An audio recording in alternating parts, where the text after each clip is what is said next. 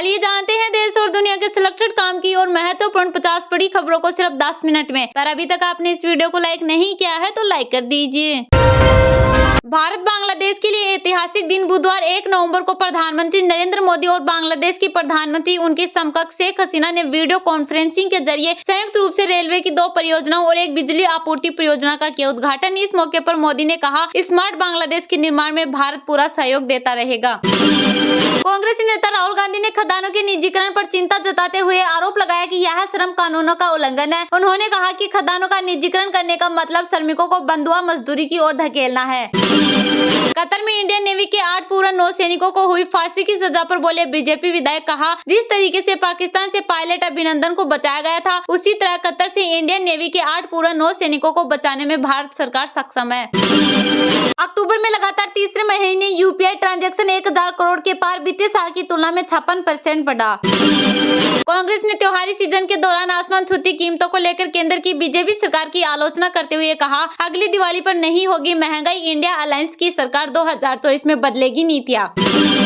महाराष्ट्र में मराठा आरक्षण में कोटे की मांग पर विरोध प्रदर्शन तेज होने के बीच हुई सर्वदलीय बैठक के बाद सीएम शिंदे बोले, हम कोटा के समर्थन में थोड़ा समय चाहिए। भारत की संस्कृति वैश्विक मंच पर चमक बिखेर रही, यूसीसीएन में ग्वालियर कोझिकोड के शामिल होने पर बोले पीएम मोदी। जीएसटी ने मोदी सरकार की भर्ती जोली संग्रह 13% बढ़कर 1.72 लाख करोड़ रुपए, अब तक का दूसरा सबसे बड़ा आंकड़ा।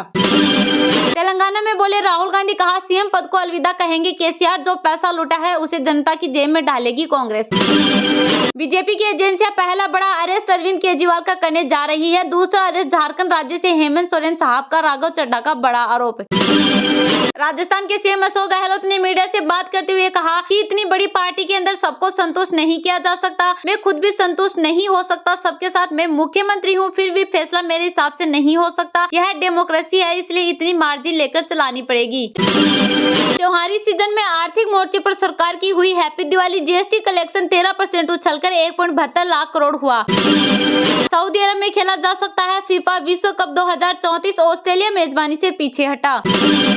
सत्तारूढ़ भारतीय जनता पार्टी पर तीखा हमला करते हुए कांग्रेस के राष्ट्रीय अध्यक्ष मल्लिकार्जुन खड़गे ने बुधवार को दावा किया कि भाजपा ने धर्म और जाति के नाम पर लोगों को मूर्ख बनाया है।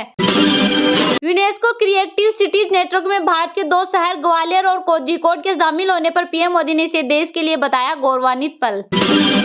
खाते में बिना पैसे के भी कर पाएंगे यूपीआई पेमेंट, इसके बाद यूजर्स खाते में बिना पैसे के भी क्रेडिट कार्ड की तरह है यूपीआई से पेमेंट करके बाद में उसे चुका सकते हैं। आरबीआई ने यूजर्स के लिए शुरू की नई सुविधा। हमें राज्य प्रायोजित हमले का शिकार बनाया जा रहा है, यह हमारे मौलिक अधिकारों का हनन है, महुआ मोइत्रा ने एप्पल विवाद में लोकसभा अध्यक्ष को लिखा पत्र। 2 दिन पहले ही एमपी में लाडली बहना योजना के लाभार्थियों की मनेगी दिवाली, 6वीं किस्त में 1250 रुपए लाभार्थियों के खाते में किए जाएंगे ट्रांसफर। चंद्रयान 3 को लेकर आई खुशखबरी, जागेंगे विक्रम और प्रज्ञान प्रोपल्शन मॉड्यूल, चंद्रमा की कक्षा में परमाणु प्रौद्योगिकी न्यूक्लियर टेक्नोलॉजी करेगी मदद। पुणे पुलिस ने मुंबई बेंगलुरु राजमार्ग को अवरुद्ध करने और टायर जलाने के आरोप में मराठा आरक्षण का समर्थन करने वाले संगठनों के लगभग 500 कार्यकर्ताओं के खिलाफ किया मामला दर्ज। मराठा आरक्षण के मुद्दे सभी पार्टियां एकमत, सीएम शिंदे की जारंगे से अपील, सरकार पर भरोसा करे, शांति व्यवस्था बनाए रखे। प्रधानमंत्री मोदी और बांग्लादेश की पीएम शेख हसीना ने संयुक्त रूप से 3 विकास परियोजनाओं का किया उद्घाटन। गणित और फिजिक्स के सवाल होंगे चुटकियों में हल, गूगल ने स्टूडेंट के लिए लॉन्च किया गणित सॉल्वर का खास फीचर्स।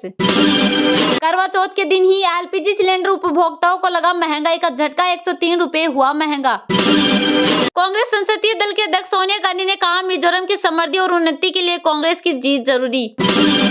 मराठा आरक्षण आंदोलन के बीच अफवाहों को फैलने से रोकने के लिए छत्रपति संभाजी नगर जिले के हिस्सों में बंद रहेगा इंटरनेट, 48 घंटों तक निलंबित रहेगी सेवा। पश्चिम बंगाल की मुख्यमंत्री ममता बनर्जी ने केंद्र सरकार पर लगाए गंभीर आरोप, कहा भाजपा की योजना 2024 के चुनाव से पहले विपक्षी नेताओं को गिरफ्तार करने की। मनी लॉन्ड्री केस में जेट एयरवेज की 538 करोड़ की संपत्ति सीज, नरेश गोयल पहले से ही जेल में। वाराणसी में टाउनशिप को लेकर तैयारियां तेज, सरकार से मिली 400 करोड़ रुपए की मंजूरी।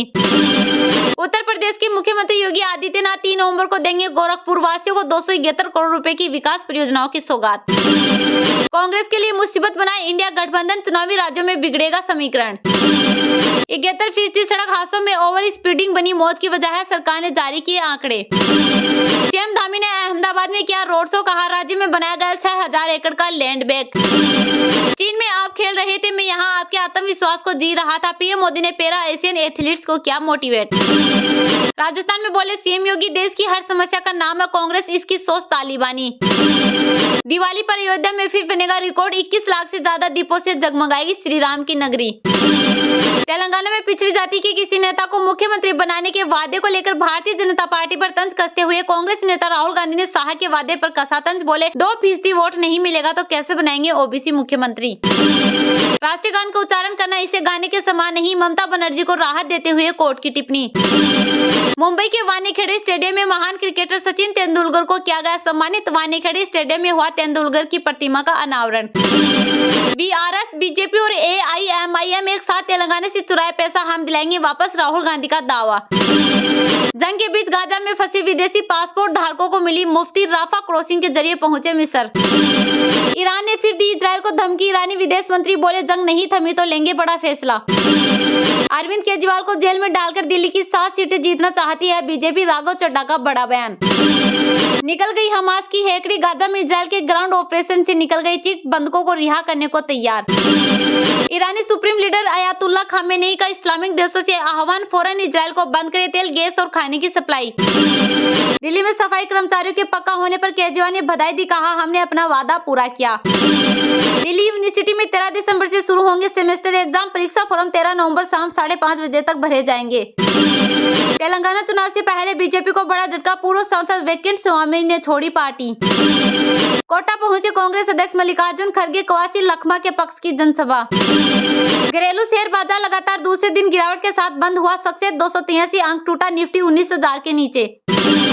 2000 रुपए के 97% से ज्यादा नोट वापस आए, 10,000 करोड़ कीमत के नोट जनता के पास, आरबीआई ने दी जानकारी। दिल्ली सीएम केजरीवाल का परिवहन मंत्री को निर्देश, बस में मार्शल के रूप में तैनात किए जाए होमगार्ड।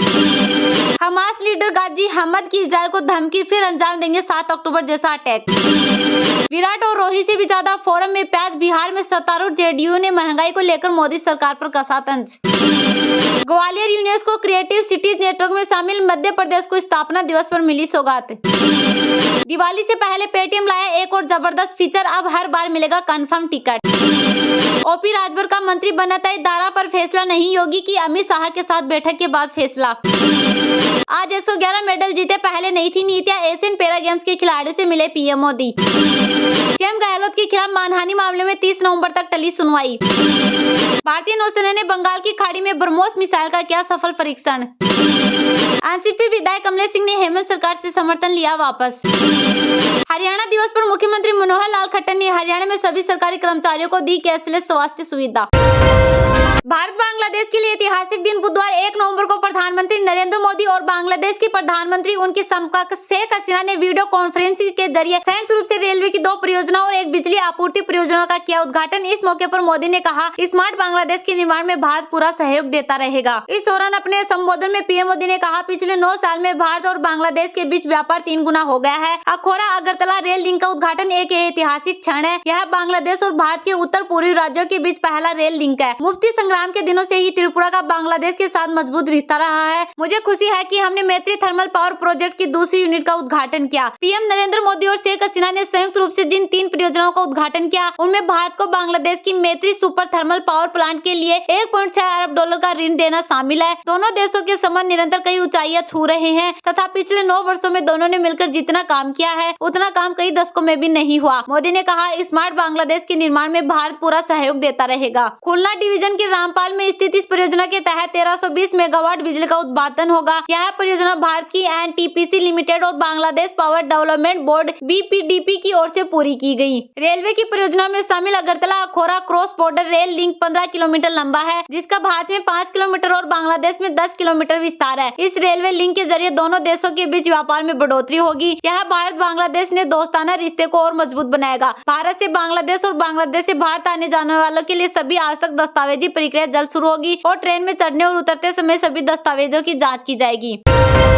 कांग्रेस नेता राहुल गांधी ने खदानों के निजीकरण पर चिंता जताते हुए आरोप लगाया कि यह श्रम कानूनों का उल्लंघन है। उन्होंने कहा कि खदानों का निजीकरण करने का मतलब श्रमिकों को बंधुआ मजदूरी की ओर धकेलना है। कांग्रेस नेता राहुल गांधी ने खदानों के निजीकरण पर चिंता जताते हुए बुधवार को आरोप लगाया कि यह श्रम कानूनों का उल्लंघन है। उन्होंने कहा कि खदानों का निजीकरण करने का मतलब श्रमिकों को बंधुआ मजदूरी की ओर धकेलना है। राहुल गांधी ने अपने यूट्यूब चैनल पर एक वीडियो साझा किया है। इसमें कांग्रेस नेता कार्यकर्ताओं से कहते हुए दिखाई दे रहे हैं कि कांग्रेस का रुख बहुत स्पष्ट है कि रणनीति क्षेत्रों में कोई निजीकरण नहीं होना चाहिए। उन्होंने कहा, कुछ दिन पहले मुझे सिंगरेनी कोयला खदानों के श्रमिकों एवं कर्मचारियों से मिलने और बात करने का मौका मिला। उनकी समस्याओं को सुना और सुनने के बाद मुझे पता चला कि हर समस्या की जड़ खदानों का निजीकरण है। यह निजीकरण श्रम कानूनों का उल्लंघन है और श्रमिकों को बंधुआ मजदूरी में धकेलने का एक साधन है। कुछ पंजीपतियों को इससे फायदा होगा और इसका परिणाम वही होगा जो मैं लंबे समय से कहता आ रहा हूँ, अमीर अमीर हो जाएंगे और गरीब गरीब हो जाएंगे। गांधी ने पिछले महीने अपनी तेलंगाना यात्रा के दौरान श्रमिकों के साथ अपनी बातचीत में आश्वासन दिया था कि सिंगरेनी कोयला खदानों का निजीकरण नहीं किया जाएगा और आरोप लगाया कि इसे अदानी को बेचने का प्रयास किया गया था, लेकिन उनके प्रयासों से इसे रोक दिया।